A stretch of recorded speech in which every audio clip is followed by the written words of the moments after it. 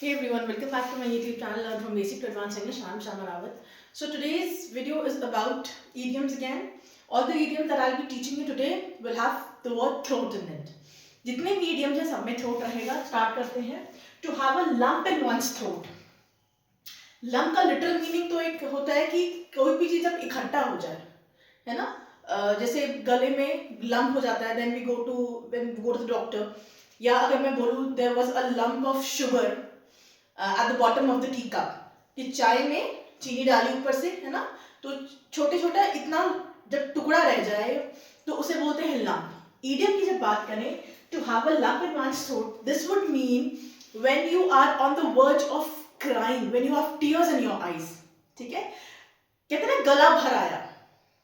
हिंदी में सुना होगा मुहावरा कि मेरा गला भर आया, मतलब मैं इतनी ज्यादा इमोशनल हो गई कि मैं I was on the verge of crying. ठीक है, to have a lump in one's throat. When you are on the verge of crying or you have tears in your eyes. Okay. अगर मैं इससे example आपको दूं, ज्यादा समझ में आएगा. I had lump in my throat when I waved goodbye to my parents.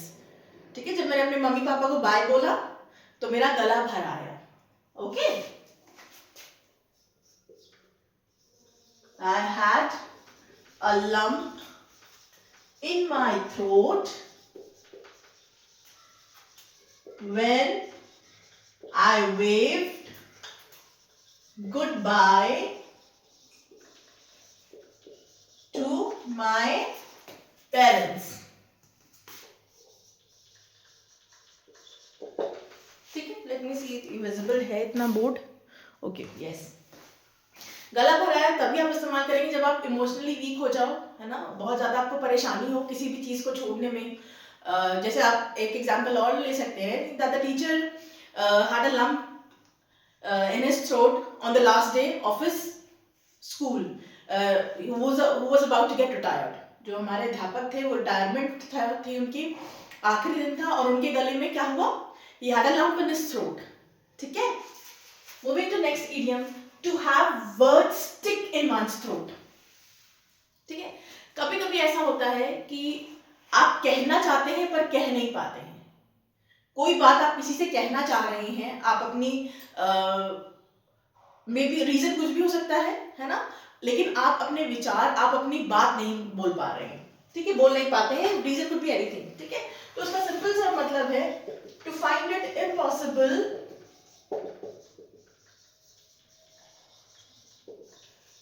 to express your words. ठीक है,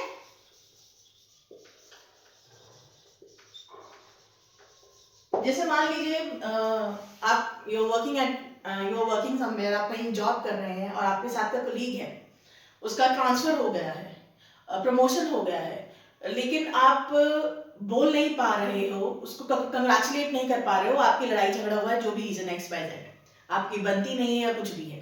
so in that case you can say that the words got stuck in my throat, या the words got stuck in his throat. देखिए, हमेशा याद रखिएगा, idiom आपको मैं बता देती हूँ कि अच्छा भाई ये इडियम है, लेकिन इसमें थोड़े चेंजेस रहते हैं, जैसे वर्ब चेंज हो जाता है ना.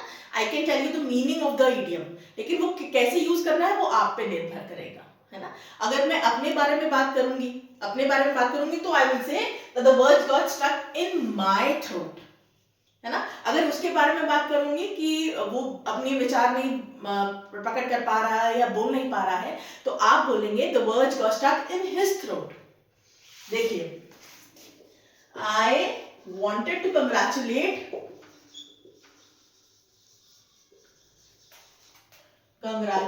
माय फ्रेंड, या माय कलीग, फ्रेंड तो नहीं होगा, या माय कॉलेज फ्रेंड कह दो, but words got stuck. Words got stuck. Stick का सेकेंड फॉर्म लगेगा, stick, stuck, stuck. ठीक है, words got stuck in my throat. ठीक है, अब रीजन कुछ भी हो सकता है, जेलसी हो सकती है ना, प्रेजुडिस हो सकता है, विचार धारणा किसी के बारे में पहले बना लो। Moving to next idiom, to force down one's throat. To force down one's throat is an idiom that is used when we want to say that so and so person is imposing his ideology, his belief forcefully upon others. आसान भाषा में समझे, ज्यादातर क्या होता है जब कोई अपनी विचार, है ना, कोई चीज किसी व्यक्ति को लगे कि सही है, वो बाकियों पे भी वैसे ही कहे कि आपको भी ये फॉलो करना है, ठीक है। तो उस केस में हम बोलते हैं to force down one's throat when somebody is forcefully imposing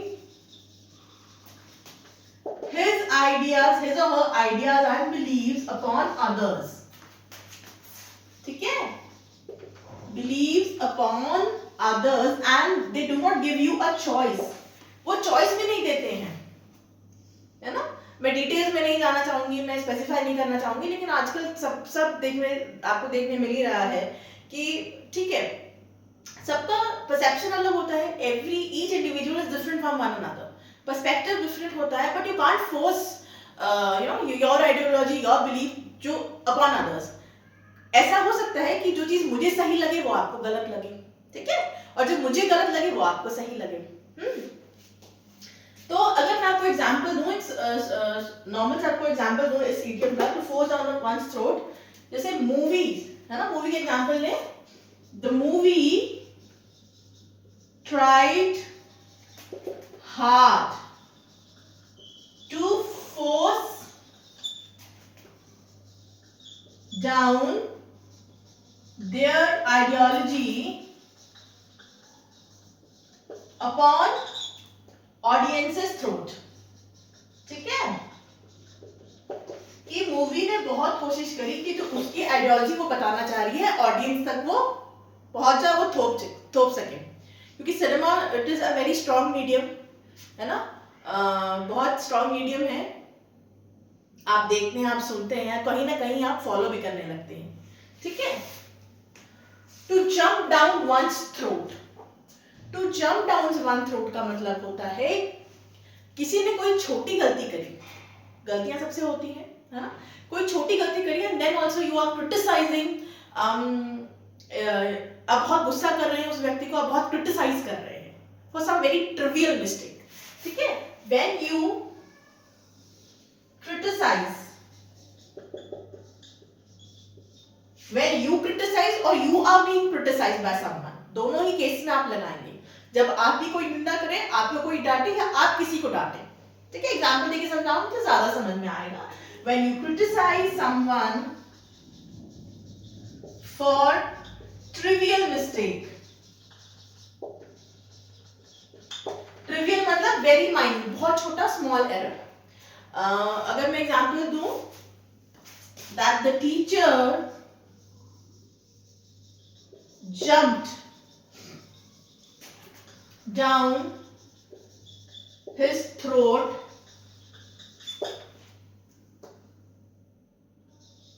on merely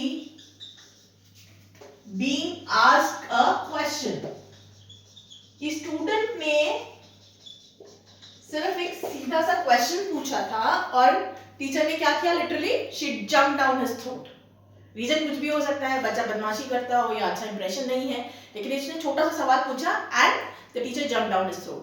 या और समझिए इंटरव्यूज होते हैं, है ना, जर्नलिस्ट कोई सवाल पूछ रहा है किसी सेलिब्रिटी से और या किसी मिनिस्टर से, है ना, पर्सनल सवाल पूछे जा रहे हैं या आउट ऑफ द कॉन्टेक्स्ट सवाल पूछे जा रहे हैं, है ना, तब द सेलिब्रिटी और the minister he jump down at throat of the journalist, कि आपने ये सवाल कैसे पूछ लिया, है ना, आपका कोई मतलब ही नहीं बनता ये सवाल पूछने का, ठीक है।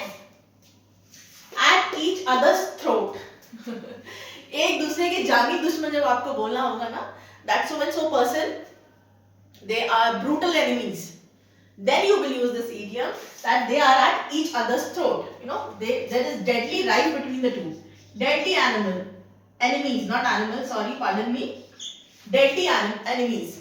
अगर मैं एग्जांपल दूं आपको, that the siblings are always at each other's throat, वो एक दूसरे की गर्दन के पीछे पड़े रहते हैं, हमेशा लड़ाई होती रहती है, या आप किसी नेशन में एग्जांपल ले लीजिए, द टू नेशन या the two political parties, they can never be at peace, they are always at each other's throat. Let me write it, okay?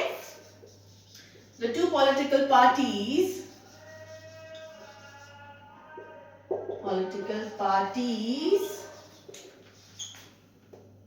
can never be at peace as they are always at each other's throat.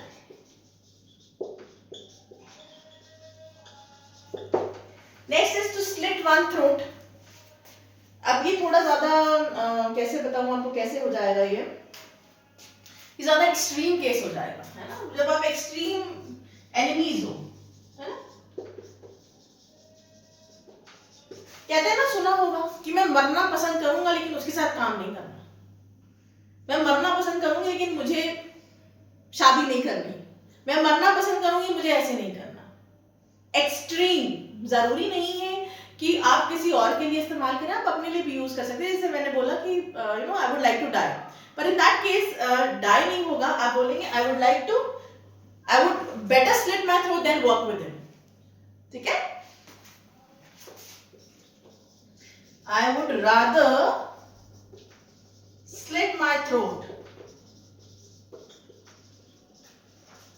than work with him या her, ठीक है।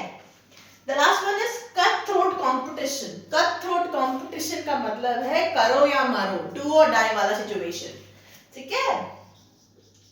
करो या मरो वाली स्थिति हो जाती है ना, है ना, do or die situation. You have to win by hook or by crook. चाहे आप फेयर गेम खेलें, चाहे आप चीटिंग करके खेलें, आपको जीतना है। वो वाला उन कंडीशन में, उन सिचुएशन में कट थ्रोट कंपटीशन होता है ना। By fair means or you cheat, but you have to win. Winning is important. अगर मैं एग्जाम्पल दूं, many startups, you know what happened, many startups they die because of there is cutthroat competition. और बहुत startups होते हैं, उनका क्या होता है कि वो चल ही नहीं पाते हैं, खत्म हो जाते हैं। क्यों खत्म इन द सेंस ये हो जाते हैं, मतलब बिजनेस में नहीं सरवाइव कर पाते हैं, because of their is cutthroat competition, बहुत सारा कंपटीशन रहता है। So this is the idiom cutthroat competition. Video पसंद आया, समझ में आया, then do like, share and subscribe my channel. Thank you for watching and being with me. I really enjoy teaching my subscribers. I hope आपको भी इतना ही मजा आता होगा।